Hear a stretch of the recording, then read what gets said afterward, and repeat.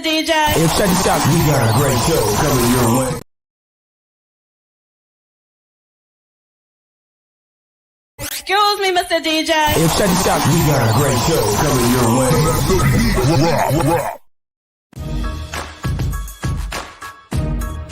From the ECSI.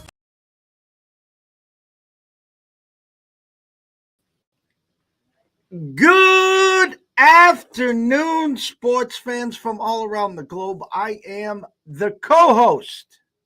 I said it, the co-host. That's damn right. This kid, Southside Riley, we coined him way back, has been covering the ECSI late night studio closing bell. He has been phenomenal, but I'm here to assist him on Fade the Public Friday. It is the closing bell. Welcome. And I think today is a history day, not just for Massachusetts, but for East Coast sports investors. Massachusetts at 10 o'clock, exactly 5 hours and 16 minutes ago. No, actually 7 hours now. Launched 7 mobile apps. That's right, 7, and it's a feeding frenzy. And I got more people pulling at me every which way saying, Jeff, what about this? What's the promo? Blah, blah, blah, blah, blah. Guys, we've been leading up to this day for how many months? How many years? I know ECSI. I know this place right here. It was here January 1st, 2015. Getting everyone set up for it. Now everyone's on their own. We talked about the 3 E's. Entertainment, ego, and education. Where do you fit in all of that? This morning at 9:30, Brady Tinker off with the helmets, the heartbeat of Dallas, talking about Cowboys. 10:30, John Mergis and Dave Sharapan. That's right, the 3-man booth, and we hit the breakfast banquet running. Some great stories there, and we talked about some hoops. And I and John talked behind the scenes, back and forth about Purdue, back and forth, 7.5. 7, 6.5. I says, John, it's going to land on 5. And guess what? 70-65. Purdue landed on 5. I don't know. 2 o'clock, Johnny V TV and Matt Grissom talking some college baseball. And at 3:30, Stephen Overf. We finally got the debut from Las Vegas. Long time beat reporter, handicapper, professional gambler, got on. Now it's time with Riley. Big Ten over, and guess who has woken up all of a sudden? Ohio State. The Ohio State has woken up. We've been waiting how long? I didn't see Greg Oden out there, but I saw them winning. So let's bring him on. Without further ado, the one and only Mr. Riley Magnuson. Hey, welcome, my friend. Welcome. Happy Friday, my friend. It is a heck of a Friday here in March with the, I don't know if it's halfway through the slate here on Friday or what it is, but we are rocking and rolling. And as far as the Big Ten, so far we've got some fireworks there. The Rutgers cover was on my card, so that was a good start to my day with the 6.5. That one was a sweaty one for sure. And then I'm 2-1 on the day, 2-0 in the Big Ten. So hoping to roll that over into the evening action here. The lone loss, I took a swing with Mississippi State, which was ugly, obviously, with the monster loss there to Alabama. But I took a swing on Ohio State. I told you not so much about Ohio State, but we talk about these ebbs and flows with these teams, and finally Ohio State, the rise in the climbing the mountain at the right time, and I think they're going to have a curious to see what the line will be tomorrow, but I think they're going to have a good shot tomorrow. But then also just not really believing in this Michigan State team for the most part here. So that was another reason why I was feeling comfortable swinging away today on Ohio State, was just a lack of trust in Michigan State, especially up against a team that's starting to get rolling. So it's probably going to be a dogfight tomorrow. You had 2 matchups between those teams, Ohio State and Purdue. The last one at Purdue, an absolute massacre. But the first one back in, I think it was early January, 71-69 win for Purdue towards the very end of the game. Believe it or not, Ohio State was ranked in the top 25 at that point, and so obviously we've come a long way from there. But it's going to be a dogfight, and obviously we've got 2 games tonight that we'll set up another great game tomorrow afternoon as well. So I'm ready to rock and roll with it. John Murr just brought up a great point. If you're just waking up today and diving into this college basketball, you're late to the party. And I'm not saying that sarcastically. These numbers are so tight.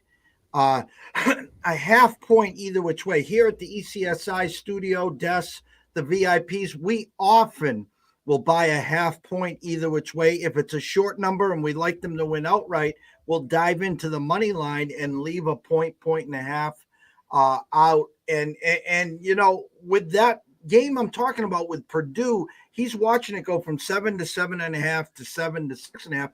So he worked for 20 years in Chicago in the risk room at a sports book. So he knows the word resistant. What's the number that we can start to get the back and forth? And I says, you're probably going to be up 7 and you're going to give up a bucket at the end. I didn't know how it exactly played out, but I said, it's going to land on 5, John. It's going to, and it, sure enough, it landed on 5. So these numbers are just so tight. And you just scratch your head and you say, how did they do it? Right. And as far as, Rutgers, it was, the case where they come out hot. I think they had a 15-5 lead or something like that. And then Purdue storms all the way back. If anyone has, Purdue in the first half on the money line or anything like that, they get a miracle at the very end. But, Rutgers in the first half was definitely the better play. And then, Purdue kind of slowly grinds it away, and then gets a missed 3 rebound, and then a tap in with the minute or second left to get the cover. So, that's the type of stuff you're looking for when you got these underdogs like that. So, and then the Ohio State game was not a total dominance, but all complete control from Ohio State from start to finish for the most part there. And I talk about Jedi mind tricks all the time. If you can leave your ego and heart at the door, don't get into trying to play the emotional roller coaster, the must wins. Joe Lunardi says, if they win, they're in. Therefore, they'll win. It doesn't happen that way. All year we talked about Izzo and Izzo's armies. It's that time of year, yet it's Ohio State standing. And I was doing a show live with Steven, and that halftime line was 7. Michigan State -7. So Vegas said they had a run in them. And listen, the first 5 minutes, if they were cashing, if they would have allowed you to cash, you would have cashed the second half minus the 7 in that first 5-minute run. Yeah. And you know what? These games end up being, not exactly as they seem at halftime most of the time. So, there's obviously a lot of chances to go back and forth with it. But no, I don't want to pat myself on the back, but this Michigan State team kind of showed up today and, looking like the team that, and I think you agreed with for the most part as well. Just a team that just offensively challenged at the most part, or for the most part, and through the regular season when they're a home team, they've got great defense and they can hit some shots eventually, throughout the game for the most part, and you can take them at home. But away from home, they just don't have the same type of. I honestly kind of compare them to Wisconsin in general whenever they're away from home, and just not a very talented team on the offensive end. They're going to be a tournament team, and maybe Izzo's got some magic next week for a couple days. But I depending on what their draw is, you wouldn't be surprised to see me fading them in the first round, let alone the second or third round. Honestly, everyone knows here I talk about overnight numbers. I talk about morning numbers. I talk about numbers that you guys see in the morning, but you didn't see what happened the night before or early in the AM. And yesterday, I haven't been on the closing bell, so ECSI VIPs are 7-1 this week. We were 6-0 going into yesterday, and we go 1-1 yesterday. But what killed me was I had 5 games on the desk, and all 5 won. And it's a kick in the nuts. But when you start the week plus 6.5 units, I'm not throwing out 7 games there. The strainer got us. But there'll be days that I said I left 3 on the desk when we went 1-2 or 0-3. But there was a overnight where NC State was 2.5. And then in the morning, Clemson was a pick 'em. That caught my eye. I thought San Jose caught my eye yesterday. There's some numbers this morning that I'm like, everyone knows we gave out UConn plus 350 to win the Big East tournament. Well, because of the bracket, I'm not saying it comes down to this game, but I think the winner of this game will most likely win, unless Creighton gets by Xavier, and then it's anyone's game. But where I'm going with this, Riley, is twofold. I had all along UConn -1.5 in this game. I woke up this morning, it was 3.5. It's getting now pushed to 4.5. It's back to 4 now. So listen, 4. I am not telling anyone to go run to the window and bet UConn -4. Do I think they're going to win tonight? I think they are, but this is going to be a battle. That's number one. Number two, Maryland and Indiana down your neck of the woods. That overnight line was a pick 'em, and everyone knows there's only one way that number could go, and it did. Indiana to 2.5, now 2, and I'm seeing 1.5s and 2s. So I'm going to first throw you that soft love. You know how I am about the Terps, the Twerps. It's Friday night, and you know my respect for Indiana, where I said that was the team coming into the Big Ten that I thought was starting to cook up with Crisco. I'm going to throw this. I want your breakdown of this game, and I want you to think in a crystal ball which side ECSI is on today. I imagine we are on the same side here. I guess I'll start with saying, because you and I were, as far as this Indiana team, we were lockstep with it as far as, I don't remember what point in the season it was. You asked me who are you selling, who are you buying, and it was selling Wisconsin when they were 3-1, and I think Indiana was 1-3, and you and I were all over Indiana. And I think they've been the best team in better than Purdue. They beat Purdue twice. They've been the best team in the Big Ten over the last month and a half.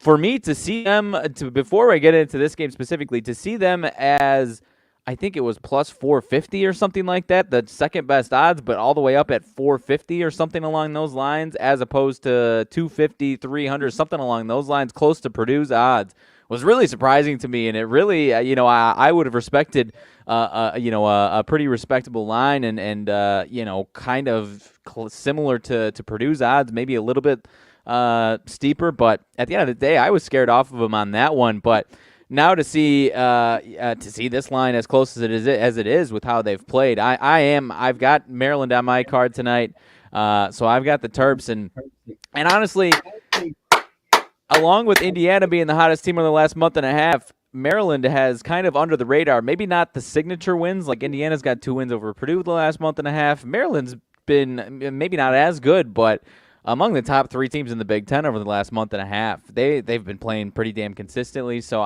this is one that I've got. They looked great yesterday. Would they win by 16 as 13.5-point favorites over Minnesota? Obviously, it's Minnesota, but still taking care of a big spread there on the neutral court there. I don't even want to say the concern, but they obviously have been a lot better at home. But at the end of the day, I'm feeling good about this one. So, obviously, all these Big Ten teams, aside from a couple of them, haven't been as good away from home. That's obviously been the MO there. But I am all over Maryland tonight, my friend, and especially now that it's coming back down after going up to 2.5, and people are still flooding Indiana's got me. I'm all over Maryland here. Is that not that it matters, but that's the later game. Okay, Penn State Northwestern is next, and then that one. Yep. You've done enough shows with me. You've been joined at the hip long enough to know 2 things here, guys. Everyone watching and listening, please take note. Listen, Indiana can win this game. They can win by double digits. I'm not saying that. But the fact of the matter is this. If they wanted Indiana money, what do? They open it at a pick'em. Then they got the 1, the 2, the 2.5. Now the Terps are coming. If they wanted Maryland money, guys, they would have opened this up at 2.5 or 3, and then everyone would have came in and got the Terps. Right, spot on. I'm telling you, the apple doesn't fall far from the tree, my brother. This is obviously it's college basketball day, but just got the news. The number 1 pick in the NFL draft has been traded within the last few minutes here. Carolina trading with the Bears for the number 1 pick. Carolina Panthers getting the number 1 pick now. Well, it's funny because every mock draft I saw leading up till before the combine had Anthony Richardson going to the Panthers at 9. Okay. So I will just call me stupid, which everyone does sometimes anyways. They didn't move up to number 1 to get Anthony Richardson. Okay. Right. So I know he had a great combine. I know he just opened up a lot of eyes. Listen, the guy sometimes couldn't hit a broadside out of a barn 10 yards. Oh, go ahead. I overlooked not so it's the number 9 pick, number 61 pick, first round pick next year, second round pick in 2025, and DJ Moore. The Bears managed to get DJ Moore in this whole deal as well. All right. And I said all along that what the Bears needed to do was to drop back. That was number one. And number two, to call up Cincinnati, who's now since rescinded that T. Higgins is not available. I can guarantee you right now, if they got on the phone with Cincinnati, T. Higgins is now available. Yeah, I don't disagree with you at all there. And obviously, the Bears have a lot to add. And you and I were both in agreement as far as trading back out of this. So unless the Bears organization, which I would have been shocked by, had no faith in Justin Fields and they want to trade Justin Fields, but that wasn't the case. That would have been shocking to me. The only option here for 99%, the 1% would be trading Justin Fields. 99% was trading out of this.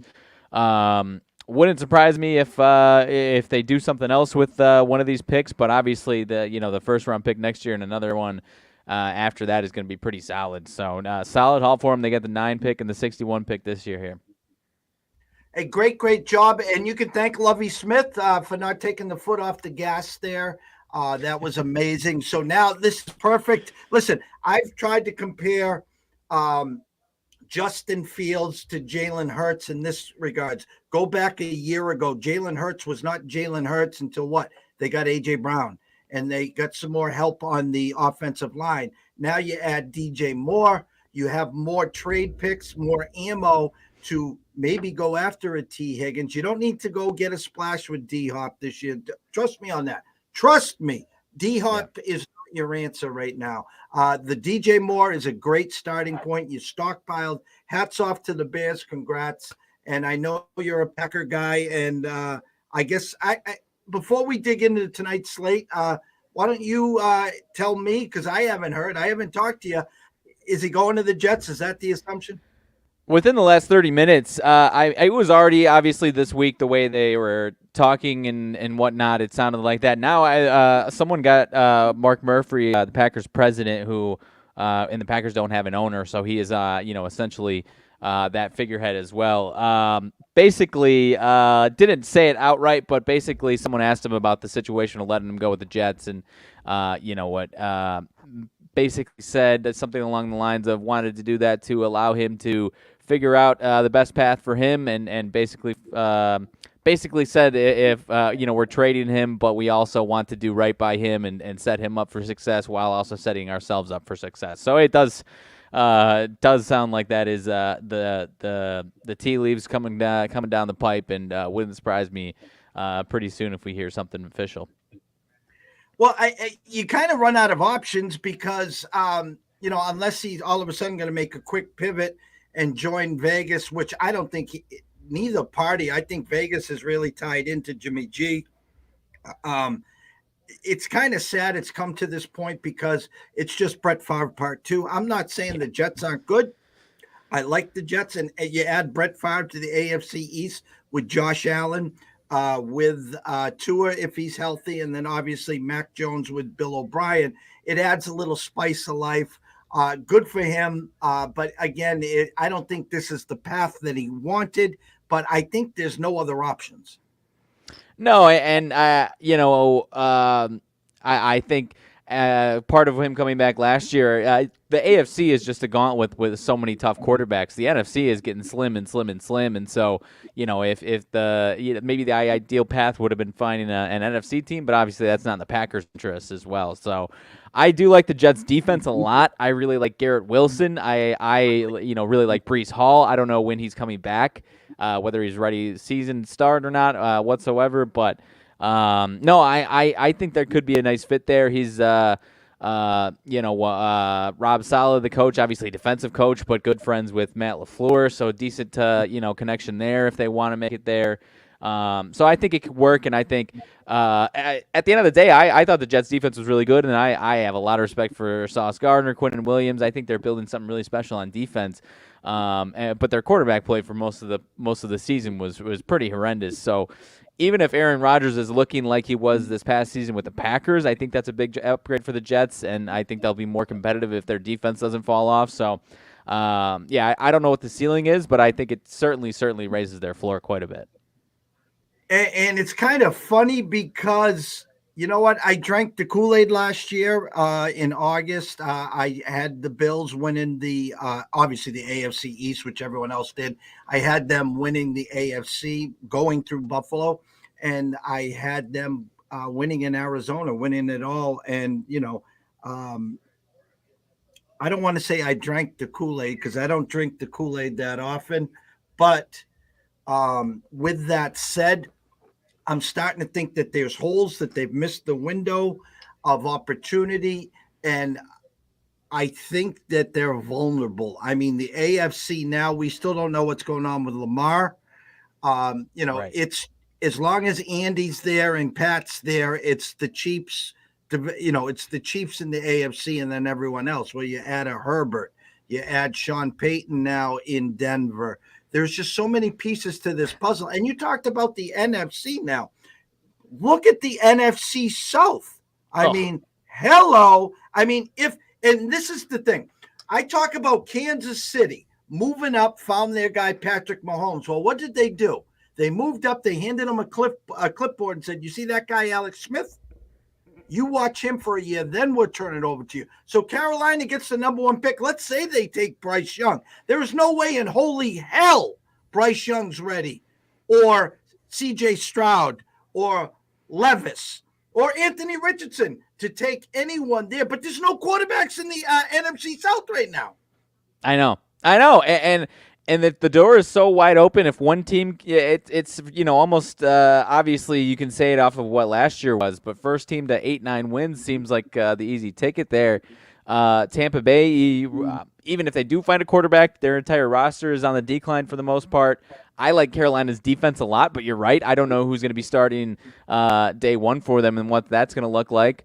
But if any competent play comes out of their offense, I like them a lot. But the Falcons were rumored about Lamar, and then they backed off and said we're not interested. So. I don't know what to expect out of that division. But even across the board, obviously you've got San Francisco in the West, but no Kyler Murray to start the season, probably for the Cardinals. Geno Smith coming back for Seattle.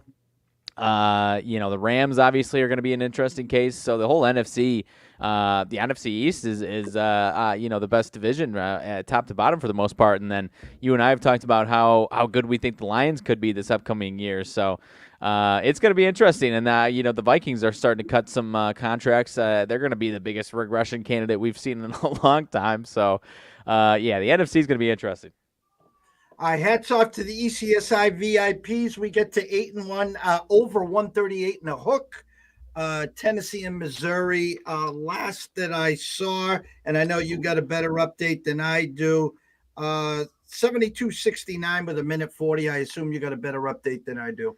That is the update I had. I'm going to see if I can pull it up on my small little screen and get some live updates. But yeah, Mizzou 72-69 is the live update right now. All right. Full board, full slate. We've had a great talk. Thanks to everyone that's watched and listened. I'm going to throw the basketball to you, sir. All right. Let's see. First one that is still remaining here. I don't presume you've got thoughts on this live action for Toledo, Ohio. Stop me if you do. But next one up is Niagara and Iona. I guess to kind of go off the board a little bit because and have a tiny little 2-minute conversation about Iona because I was just seeing Rick Pitino for next year. I saw Texas Tech could be interested in bringing in Rick Pitino. Would you feel confident that Rick Pitino is going to back into the power conference world next year? Well, our producer Kiefer Bagwell, a Chattanooga alum, but an Ole Miss guy. Chris Beard was seen on campus this week at Ole Miss. The rumor is he is the leader in the clubhouse to take over Ole Miss next year.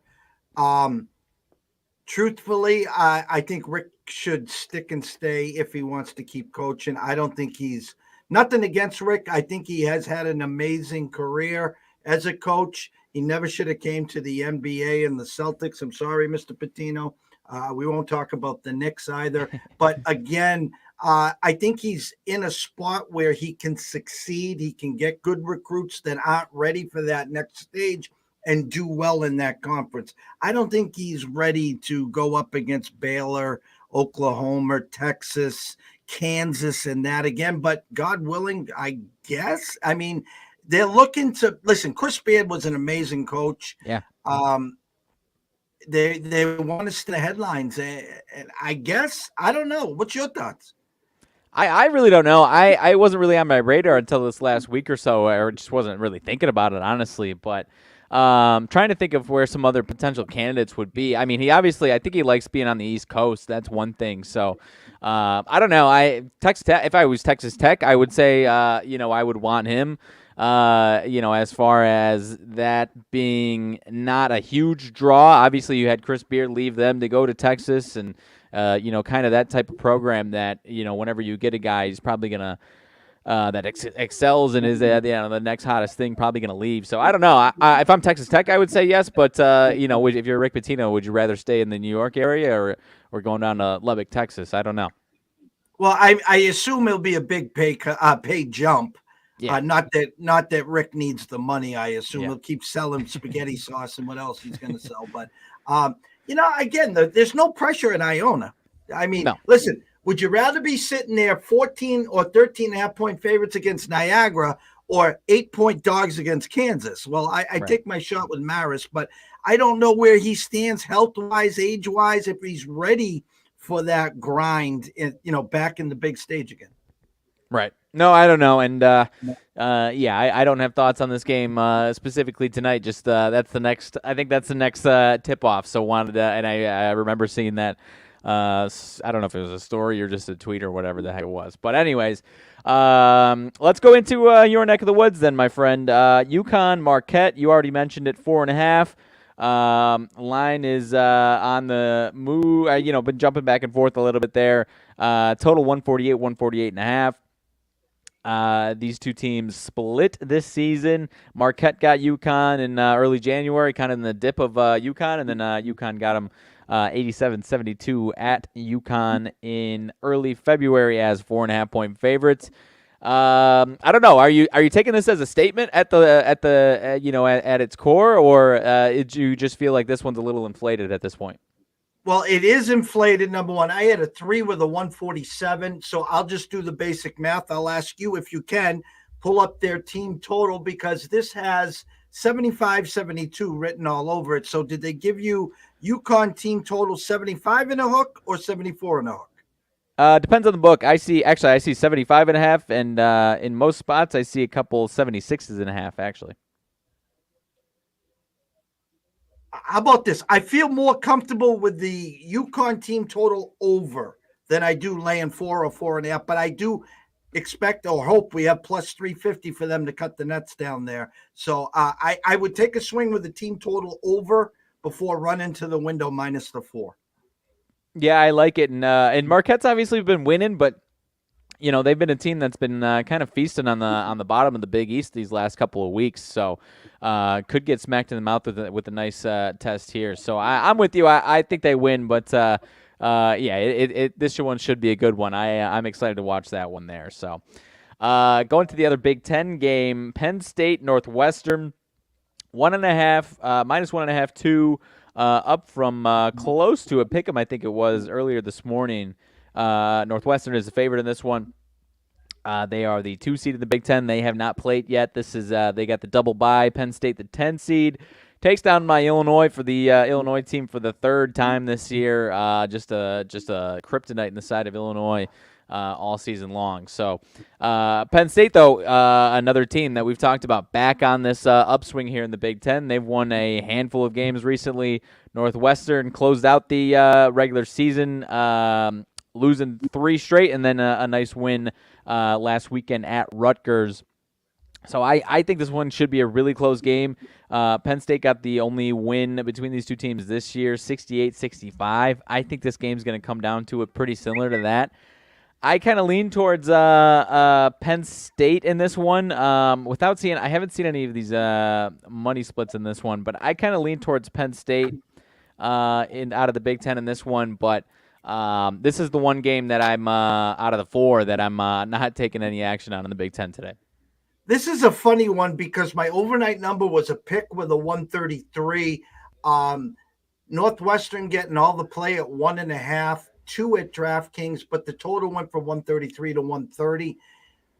Now, with that said, the double bye coming in, fresh legs versus a hot Penn State team, I would think the public would be eyeing the Penn State side, yet the numbers going the other way. So what I say is this: with my heart is Penn State, but just watching the way this number is going, my head would be Northwestern money line. Yeah, and you're going to get the one thing I guess I'm drawing a blank on, you're going to get it's in Chicago, you're going to get a massively pro Northwestern crowd. Obviously that didn't matter for Illinois yesterday against Penn State because it was a pretty damn pro Illinois crowd yesterday at the United Center, but you should get a little bit of a home court advantage type feel to it for Northwestern. Their fans come out when they're successful, and obviously they don't have to go far for this one. So I think the total is pretty spot on. I really do think it's going to be pretty similar to that first game where it's really, really close. And like you said, maybe the end-all factor of this one is the last 5 to 10 minutes, and Penn State just wears down with Northwestern from fresh legs. That would not surprise me at all. Like I said, this is the one game out of the Big Ten slate today that I didn't play. Yeah, it's a tough. This is a get yourself ready for the nightcap. Listen, if you need to scratch an itch or something, God bless you, go ahead. But this, if you were looking strictly in the Big Ten, I would be, staying far, far away, I guess, getting ready for the nightcap. Yeah, 100%. I'm with you on that one. So this other one, same time. This one is 6 o'clock my time, 7 o'clock your time out of the Big 12. Haven't talked about that conference yet, at least at these games. We talked about coaching carousel. Iowa State, Kansas. Kansas minus 4.5. Iowa State, a nice win yesterday against Baylor as 4.5-point dogs. Kansas, a nice win as 3-point favorites against West Virginia. West Virginia was kind of a trendy pick yesterday. I think that was yesterday, right? Yesterday. 78-61, Kansas takes care of business. These two teams split this year, 60-60 first time around, and then I think Iowa State the second time might have been coming off of, I could be wrong, but I think they were coming off of their 20-point collapse to Texas Tech, and then took care of business, 68-53. Total at 130. I would have been interested in the total if this one was in the 120s. So I'm going to back off of that one. But I don't know. Any faith in Iowa State keeping this one scrappy? I've kind of stayed away from him for the most part. I really respect their defense, but I've watched their offense go anemic for far too long during stretches of games. So I've been staying away from their games for the most part. And it's funny, from an outsider looking in, I had an overnight number of 3.5 with a 131.5. Currently, right now at the Circa as we speak, I have a 4.5 with a 130.5. And this doesn't happen often. Am I kind of crazy to say this smells like an under to me? Because I think that the number should be higher. That's just me outside looking in there. It's tough, though, because for Kansas, I would say so. I mean, this is definitely an Iowa State total. This one's right around where they've been on their totals. Their last couple were mid 130s, yesterday was 135.5, and it went over. So maybe you're right. My tone for some of these has been a little bit off, and like I said, I really respect Iowa State's defense. So whenever they're for me one of the teams that I would like it to see in the 120s, but I could absolutely see this being a 64-63 type of game or something like that, low 60s, and this one stays under that 130 number. Do you have the scores for their prior matchups this year? The last one, it was 62-60 and 68-53. So both of them went under, and they were both 135.5 and then 134.5. And what was that second score you said? 68-53. So 121. There was a little shellacking there, huh? Yeah, like I think it was that was the one Mr. Lucky called. That was the I think they came they beat him and held him 53 after they blew that 25 point lead to Texas Tech in the last 5 minutes of that game, and then they turned around and had Kansas coming into their building, and their defense was fantastic. Kansas is a lightning rod. We all know that. I had a Yeah. number of 3.5. There's only one way that number can go, and that's up. Even if a Kansas lost, they're going to get the 1 seed anyways, in my eyes. It just smells to me. What do we have? We had a 130.5 and a 3.5. What they're telling me right here. Yeah, 67, Well, yeah, 67, 64. Yeah, something like that. I guess where I was going, Kansas is probably going to be. Wouldn't surprise me if this one is of all the popular, action parlays that people are throwing together, the general public for today, Kansas is probably going to be in there. And so, if Iowa State wins this game, a lot of people are probably going to be that are the casual player that's playing, a couple different parlays tonight, probably has Kansas on there. And if that's the way it goes, this could be one of the biggest losses for the average person from that perspective, at least. What's Kansas's team total? Let's see. They are 67.5. Of course they are. And they give you Iowa State 63.5. Yep. I'll just go out on a limb. I'm going to say Kansas team total under 67.5. I don't hate it at all. They say it's 78 yesterday, so could be I'm kind of with you on that one, honestly. This one it's tough though. It wouldn't surprise me if Iowa State won. It wouldn't surprise me if Kansas gets some revenge and kind of does a shellacking of their own. Halftime, Toledo 37-31. Second half, Toledo minus 1.5 with an 84.5, soon to be 85. So if I'm going to do some basic math, 68 and 84.5, that's 12 carry 1. 152, the total closed at 162. You're pacing 10 under, people. So you could try to get cute and take the second half over, or you can take the under and pray. But right now, 1.5 with an 84.5. Sounds good to me. Let's see. Moving on down the line for the later slate. We don't have to spend too much time on it, and I not a conference that is typically my specialty at all. UCF Memphis minus 5.5. Memphis minus 6 at home a few weeks ago, and they win by 1. UCF wins in January. Was this one? Were you feeling any way about this one, or do you think this one's spot on? I had a 3.5 with a 142.5. Again, people remember what they saw on Sunday. Memphis, right at the buzzer, losing to Houston. A team with Penny that has played well of late. Ken Palm still got them at 32. UCF at 67. They got Memphis 73-70. Again, we had a number of 3.5, 142.5 now. 5.5, 143.5. I think this is pretty spot on. Not with the 5.5. You're buying an inflated number. If you're buying Memphis now, shame on you. Not that they can't cover the 5.5. I'm just saying you're buying an inflated number. That's all. Yep, definitely feeling the same way in that one. Let's see. I think that is it for the 6 o'clock, 7 o'clock slate. 8 my time, 9 your time. Out west in Las Vegas, T-Mobile Arena, Oregon and UCLA. Oregon, a bubble team. UCLA, obviously contender for top one of the. I actually don't know if they're 1 seed, 2 seed, whatever they're projected right now. But 4.5 down to 4.5 in this one spot here. 5 in a lot of other spots. Feeling a little fishy to you with this close one, with UCLA probably being another team that the average person is going to be flocking to tonight.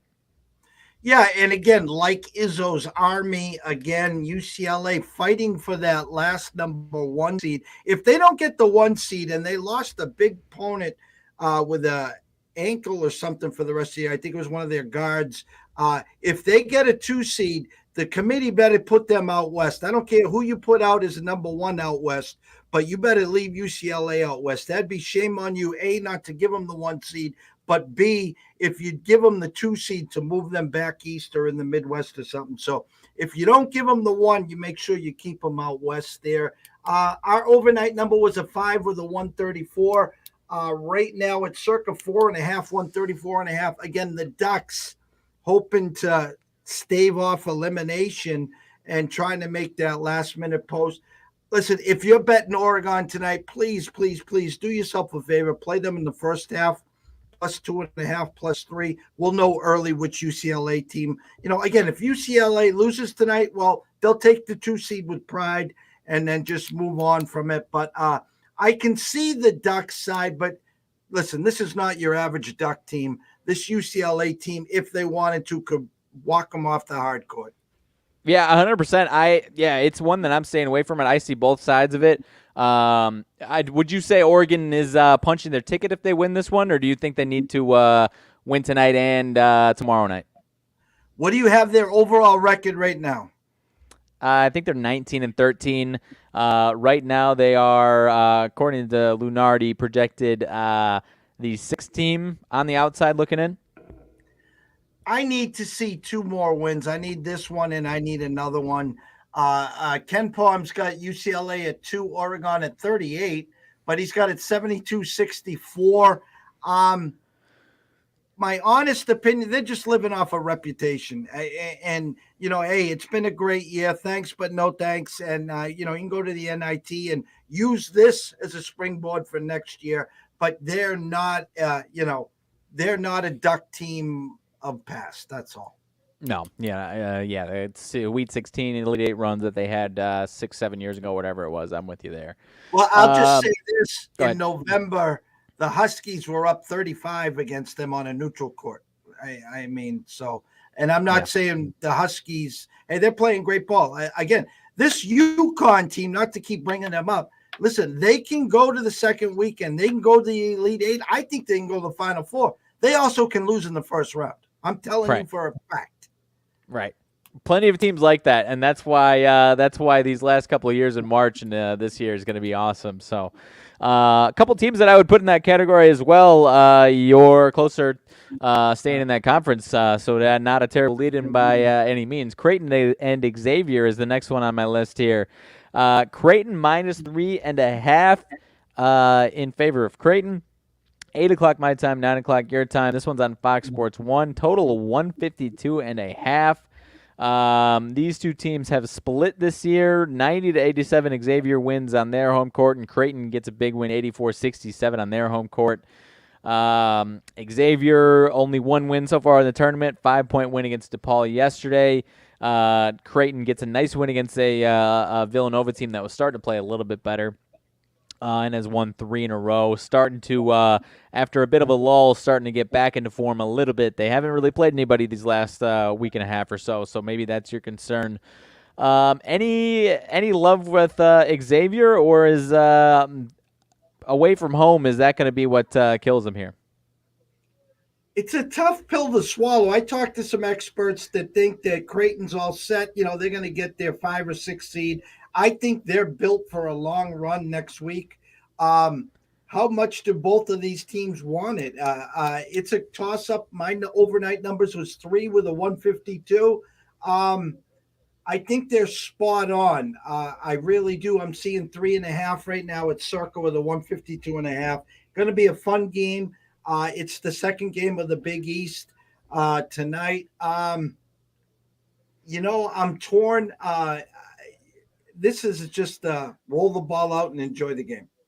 Yeah, no, I'm with you, and this is a fantastic way. I'm glad you brought that up as far as who wants it more, and there's really no way to know at this point until you see it. So I'm glad you brought that point up, as unless you somehow have some information of one team is hell bent on getting this win, then yeah, I'm with you as far as not really knowing what's going to happen on this one, but it could be another both Big East games tonight could be really solid games there. So.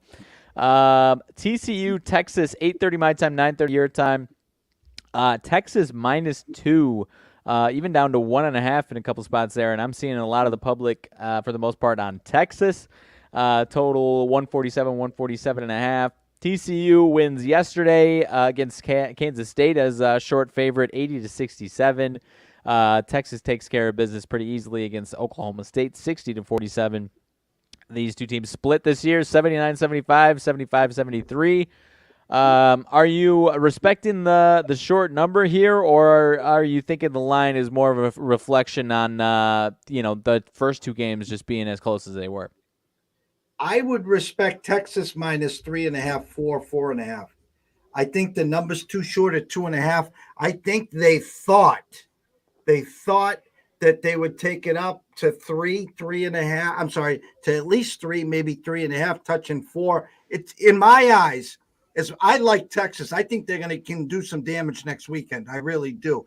But I'm saying tonight, I think it's a TCU number. Yeah, no, I 100% agree. This is the one game that I've had on my desk that I haven't fired away on, that I was probably a leading candidate of one that I still am interested in with TCU here. And with the way they played yesterday, their defense looked really solid. Their offense, they lose Miles for a few weeks there, and it kind of threw them off their rhythm a little bit. Now they're getting back into rhythm quite a bit here. They've won 3 of their last 4, including yesterday. So I think this one should be another good one, but I'm with you. I do like TCU for sure. Yeah, I think it is. I like TCU tonight. I like Texas next weekend. Yeah, no, I think it's a great point. Texas is going to be, depending on what their draw is, you wouldn't be surprised to see me as a guy that's got them in the Final Four or something like that. So let's see. Next one up, another big one for the bubble implications in the ACC. Clemson, a bubble team are up against Virginia. Virginia -3, a total of 126.5. Virginia wins the only matchup this year between these two teams, 64-57 at Virginia as 6.5-point favorites. Just barely covered that one. They have won 3 in a row, including the game against Clemson. They looked solid yesterday against UNC. Defense was in form, held them to 59 points, 2-point spread there, and they got it done. As much as I would respect Virginia being, 5-point favorites or something like that, anytime I go to the window against Virginia, they show up and look like the team a few years ago that cut the nets down, and they hold whoever they're playing to 55 points. So I'm staying away from it. Are you respecting either side in this game though? I think the public was all in on that UNC must win, and Virginia said not so fast. And initially, what I was going to say is, I think it's actually a Virginia number. I had a 4 with a 127.5, but I think the public's saying not so fast. It's down to 3 with a 130.5 at the circa right now. Actually, 127. I'm sorry. You know what happens is when a game starts, I got a 3 with the 127. I was going to say it's a Virginia number. Now, I'm going to just flip the switch and say Virginia wanted to make sure North Carolina was nowhere to be found. I'm going to stay away from this number. I'm going to change tracks in stride here. I think Clemson covers tonight. I'll just stop right there. I'm not going to say that they're going to win. I'm going to say that they cover, and I'm just trying to find the Ken Pom breakdown for everyone. He's got it 66-65, Virginia. So I'm going to go. I kind of like that. Virginia wins but doesn't cover. Okay, I don't dislike. Yeah, it's. I like what you said about Virginia trying to put UNC away, which it seems as if they did. Maybe they feel like they can again today, but not certainly not to the same level with you that it was with UNC. Clemson, on the other hand, though, after their lull in February, they were obviously off to one of the best starts they've had in the ACC. Now they're rounding back into form a little bit. They've been winning some games lately, so. Like I said, anytime I go to the window against Virginia, it bites me in the you know what, so I'm not touching it. But I think this is going to be another great game tonight. So I think we're in for a heck of a slate in these evening games tonight.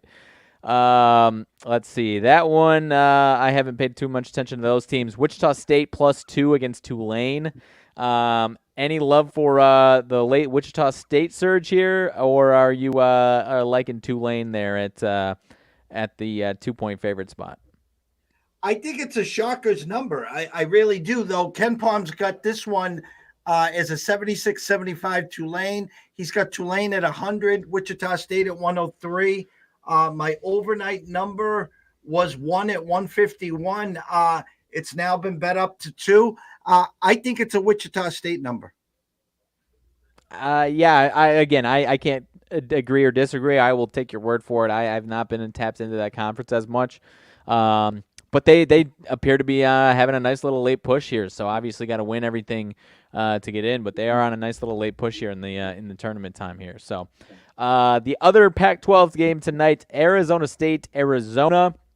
Another rivalry game here. I am seeing Arizona State listed as the projected last team in the tournament right now.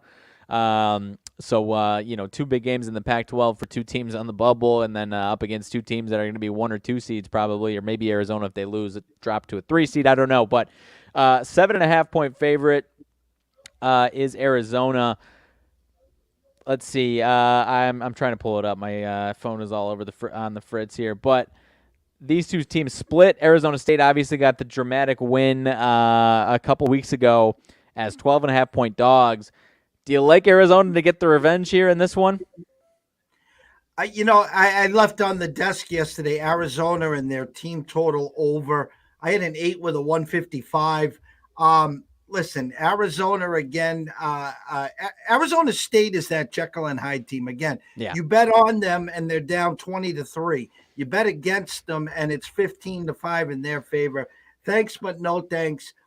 Again, I want to dip into probably the safer play, which is the Arizona team total, which if I did some quick math here, 75, 77. What are they, around 77 today?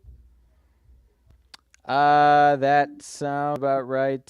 No, 80 and a half or 81 and a half. They were 82.5 yesterday. I'll just say this. Arizona wins the game. I'm not buying the Sun Devil late run here. That three-quarter court will bite them in the ass today. I don't have a good feel either which way. I just think the Wildcats will win tonight. Yeah, no, I'm with you. This, as opposed to some of the ones we mentioned, this would be one where I'd feel more comfortable if I'm doing. I don't know that I am. I haven't planned on doing one yet. If I'm doing an action parlay, maybe I'm considering Arizona to get this one here as opposed to a Kansas or something like that. So I'm with you for sure on that one. That one is one of the later games. Any thoughts on any of these mid-major games? I obviously have glossed over them. Talked about more of them earlier in the week when that was the main show. Utah State, Boise State, pretty solid game. 11 o'clock my time, midnight your time in Vegas. Utah State -2 up against Boise State in that one, the 2 and 3 team in conference there. Utah State's won a bunch in a row. They split in the regular season on each other's home court there. Any lean on that one at all? No, I don't. I was just looking at 2 games here. I was mad because I had San Jose State on the board last night as well. And I think they ended up winning in overtime. The Utah State, Boise State, to me, is a Boise State number. We had the over on the Utah State last night. Stanford, Utah. We came home. That was Wednesday. We had the over. We got the 1-1 on that one. I think it's a Boise State number on the Utah State game. I did have a 2 with a 144. I'm seeing 2s there. what I was going to ask you is I'm not a big revenge guy, Uh-huh. okay? But there's a game here, and again, I hate playing inflated lines, okay? Sure. So maybe I'd ask you what the team total is, but Kentucky plays Vanderbilt. Vanderbilt's 2-0 against Kentucky, if I remember correctly. I had a 7 with a 144 and a hook. It's now 8.5. They split, actually. They split this year. Okay, so that's a little better there. I was looking at that, but I think you know what, the game of the night in TJ's ears is going to park up. This Duke team's on fire right now. Oh, Absolutely on fire. And I'll just give everyone this little tidbit. The actual number is 1 with a 145.5.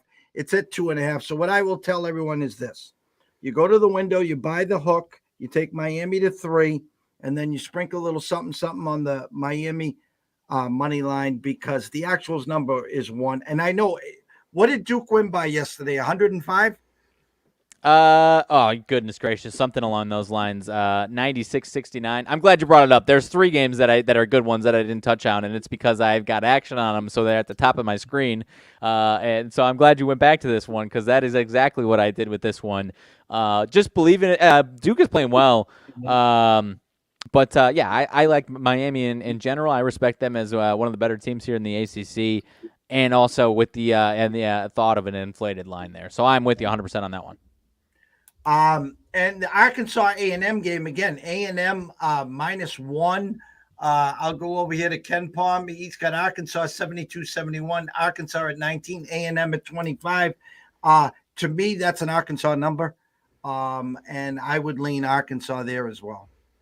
Yep, I've got that one's one of my lower investments on that one on the night, but that was one of my other plays was Arkansas.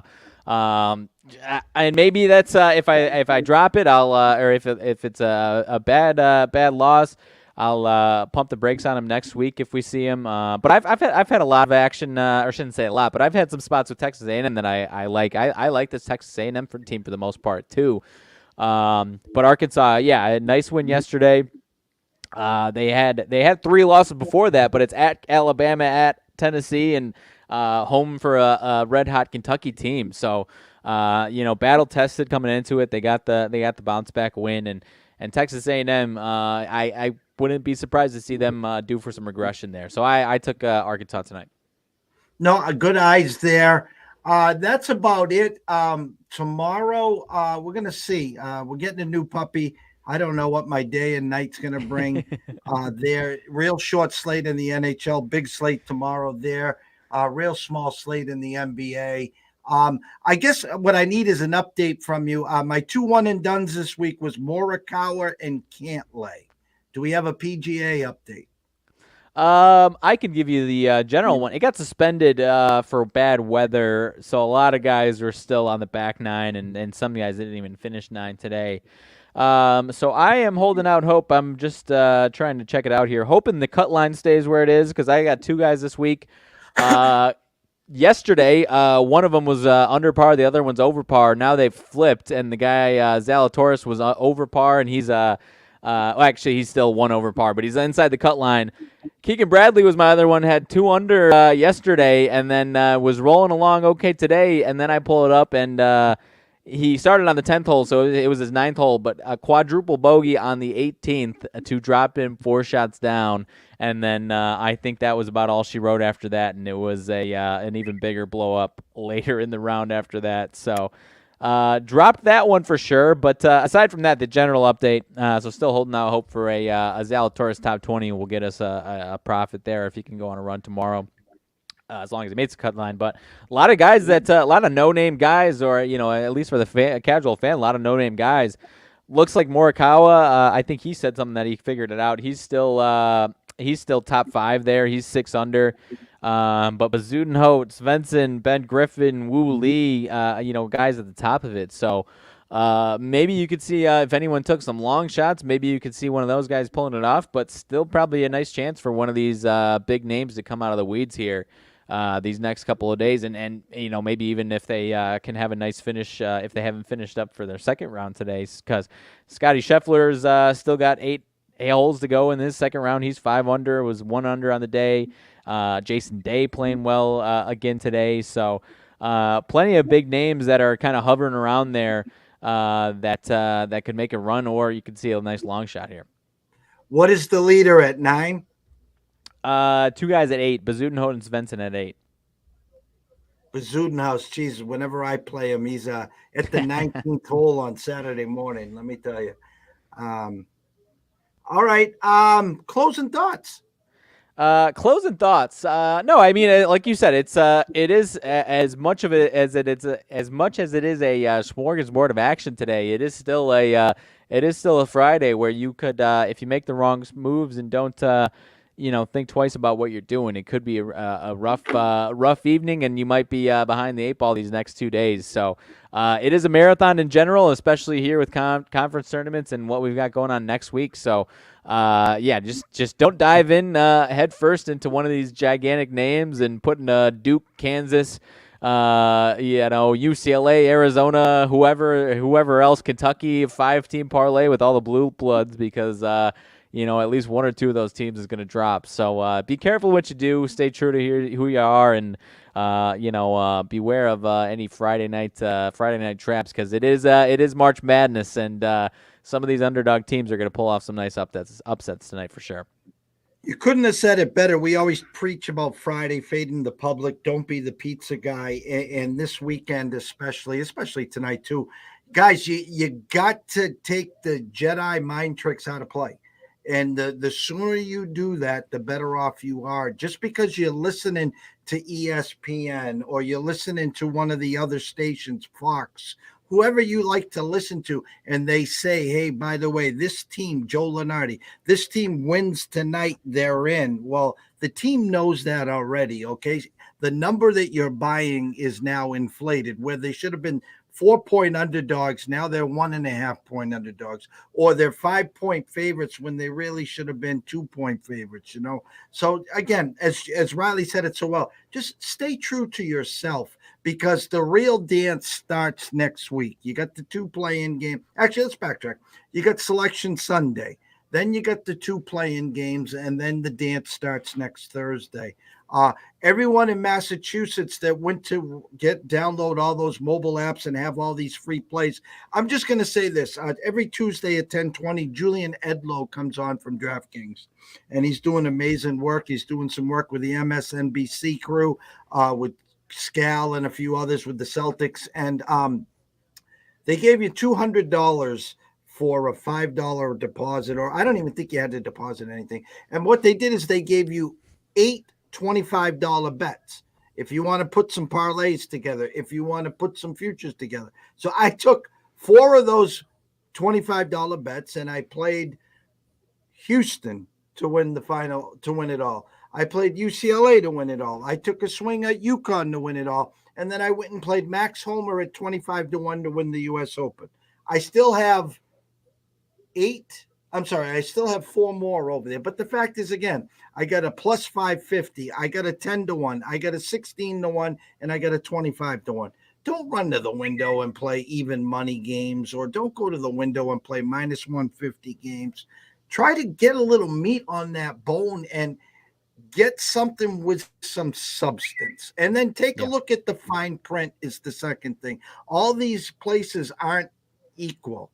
Some of them want you to deposit $50 or $100. Some want you to then play this and then go play a minus 150 money line. Okay, so it does you no good to run up a plus 500 or plus 1,000 and not be able to trust and get that money back. That's why your local corner store, your barber shop, your wink wink pizza shop, or wherever it may be, the fact of the matter is, if you are collecting comfortably and paying comfortably, stick to what's working. That's all. 100%. Stick to what's working. That is, and honestly, we don't talk about it enough. But tracking what you're doing is so key. I've talked about it with college basketball. I just did it. I need to go conference by conference of what I've done in college basketball. But if it wasn't for the Big Ten, I'd be on life support with college basketball. Maybe not. Maybe that's an exaggeration, but I might just stick to 90% of the time going Big Ten because I've had success box to wire all season long in the Big Ten, and everywhere else has been closer to mediocre for me. So without tracking that though, and you just look at your overall college record, you say, oh well, I'm successful in college basketball. Well, it's okay. Well, you're doing one thing fantastic and everything else great. You could be sticking with the one thing that's keeping you fantastic, and overall you're fantastic as opposed to just barely going positive. So it is a fantastic way to track your stuff in all sports, in all categories of what you're doing for sure. So you can always fine tune what you're doing for sure. Tomorrow, I don't know what's going on. I don't know what's going on with Sunday. There will be a new addition to the Dawson family. ECSI VIPs, obviously, we will have plenty of alerts throughout the day. People just jumping into these lanes. The numbers is just so damn sharp. It's just, listen, what looks too good is too good. Just trust me on that. Yeah. The last few weeks, we're picking games, Riley, that are, let me see. We are, this team was 11-21 versus a team 22-9, and it was a pick 'em. And we took the team with 11 wins, and they go box to wire. I mean, it's just people that don't do the homework, that don't peel the onion back, don't understand, and that's okay. That's okay because there's a reset button in March Madness, and it's called the Big Dance. So you can get your brackets, get all hot and bothered and lathered up, listen to Dickie V, listen to all those guys, and just play some brackets, have some fun with it. Yes, this year there's 10, 15 teams that can cut the nets down. There really is. But I've been saying the last few weeks, I think when you get to the Final Four, there'll be 2 number ones, a number 3, and a number 5. I can't get off Houston. I've said it. I'll say it again. I can't get off them. Plus 6-1, 5.5-1. Veteran leadership. They can beat you 79-78, or they can beat you 41-40. And Kelvin Sampson doesn't get enough credit. And I just think that they're loaded for bear. And we'll see.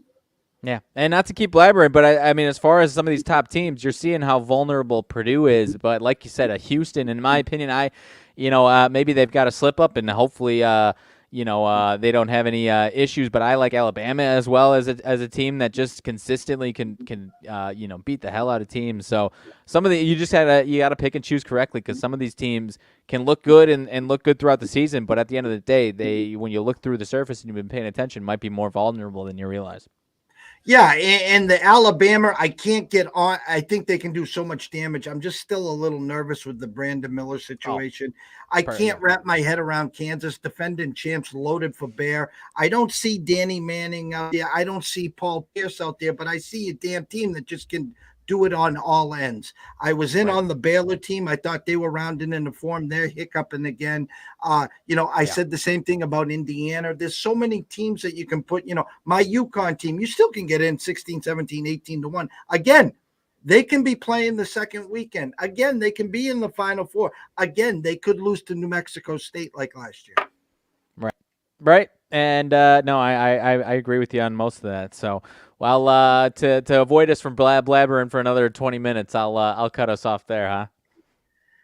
Everyone, go follow us at EC Sports Invest at Riley_Magnuson. It's been a great hour and 8 minutes. Thank you, guys. Any questions, comments, concerns, reach us on our timelines on Twitter, or send us an email to eastcoastsportsinvestors@gmail.com. Guys, have a night. Don't be the pizza man, and we'll see you soon.